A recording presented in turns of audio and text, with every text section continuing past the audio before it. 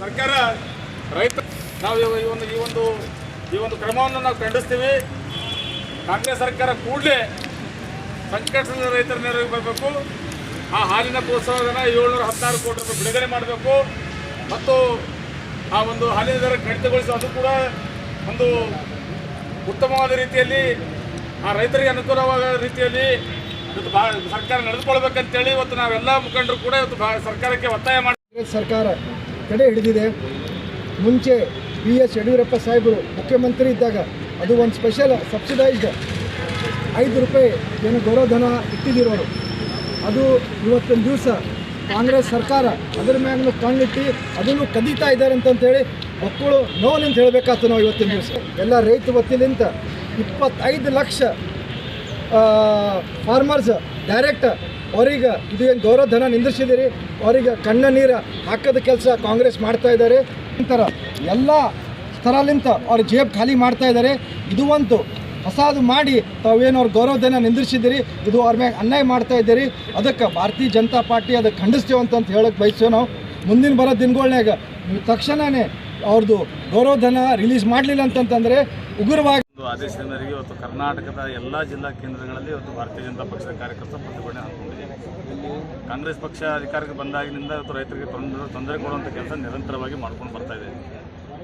ಸಾಕಷ್ಟು ಜನರು ಸಂಕಷ್ಟದಲ್ಲಿದ್ದಾರೆ. ಬರದ ಒಂದು ಹೊಡೆತದಿಂದ ರೈತರು ಇವತ್ತು ರೈತಾಪಿ ವರ್ಗ ಇವತ್ತು ತುಂಬ ಸಂಕಷ್ಟದಲ್ಲಿರುವ ಸಂದರ್ಭದಲ್ಲಿ ಕಾಂಗ್ರೆಸ್ ಪಕ್ಷ ಪ್ರೋತ್ಸಾಹಧನ ಹಾಲು ಉತ್ಪಾದಕರ ಒಂದು ಪ್ರೋತ್ಸಾಹಧನ 716 ಕೋಟಿ ರೂಪಾಯಿ ಕೊಡಬೇಕಾಗಿತ್ತು.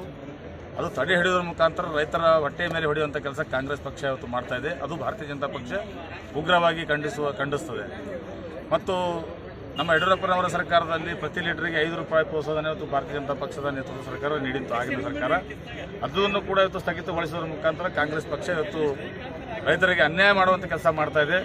ರೈತರು ಸಂಕಷ್ಟದಲ್ಲಿದ್ದಾರೆ. ರೈತರು ಬರದಿಂದ ತತ್ತರಿಸಿದ್ದಾರೆ. ಕೂಡಲೇ ಪರಿಹಾರಧನ 716 ಕೋಟಿ ರೂಪಾಯಿ ಬಿಡುಗಡೆ ಮಾಡಬೇಕು.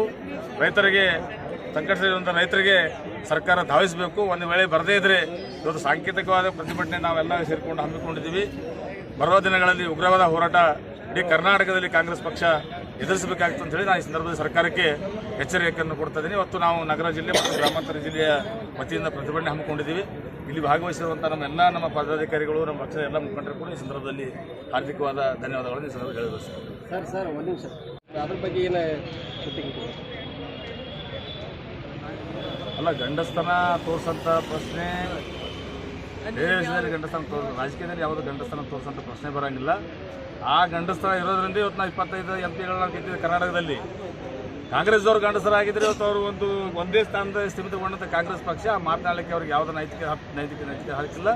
ಇವತ್ತು ಭಾರತೀಯ ಜನತಾ ಪಕ್ಷದ ಗಂಡಸರಾಗಿದ್ದರಿಂದಲೇ ಇವತ್ತು 330 ಸ್ಥಾನಗಳಲ್ಲಿ ನಾವು ಜಯಗಳಿಸಿದ್ವಿ.